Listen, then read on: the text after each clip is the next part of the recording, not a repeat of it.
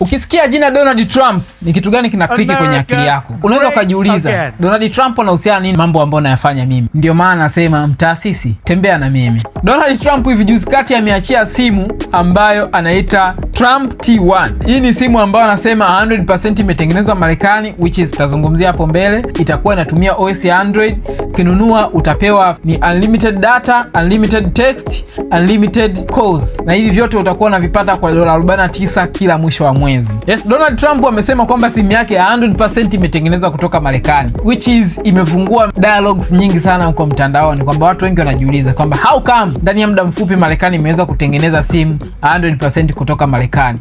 Makampuni makubwa kama Huawei ambayo ndio kampuni kubwa kwa China inategemea parts zitoke Marekani. Baadhi ya parts, kuna parts zingine zinatoka hapo hapo China. Na mpaka juzi kati hapa walikuwa wakitumia software ya Android ambayo inamilikiwa na Marekani, lakini sasa hivi wametoa na ya kwao. Na upande wa chips, zile ubongo wa simu pia ulikuwa unatoka, mara nyingi zilikuwa zinatoka Marekani. Kwa kadri muda unavyozidi kwenda unazidi kujiboresha ili kuweza kutengeneza 100% wenyewe.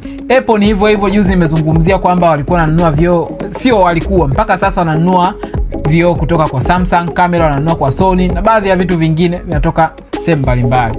Sasa kwa muda huu ambao ni mfupi sana toka Marekani wameanza kuwekeana vizuizi, vikwazo China na Marekani, inawezekanaje kwamba Trump ameweza kabisa 100% kutengeneza simu ambayo ni made from America? Kwa sababu Apple wenyewe wanasema itakuwa ni impossible kutengeneza 100% simu inayotoka kwa Marekani, na ikiwezekana basi hiyo simu itakuwa zaidi ya $6,000, which is kwa sasa ni $1,000, lakini ikitengenezwa 100% kutoka Marekani basi inaweza ikazidi $6,000 au plus. Oh yeah, Trump kasema, lakini hatujui kama ni kweli au ni vipi. Unaweza ukaniambia kwenye comment hapo chini, lakini pia usisahau kushare na ule mshikaji ambao unatamani apate hii content. Hakikisha umelike basi at least hapo, ili niweze kupata hamsha ya kuendelea kufanya content kama hizi. Langu jina ni Mtaasisi. Peace out until the next one.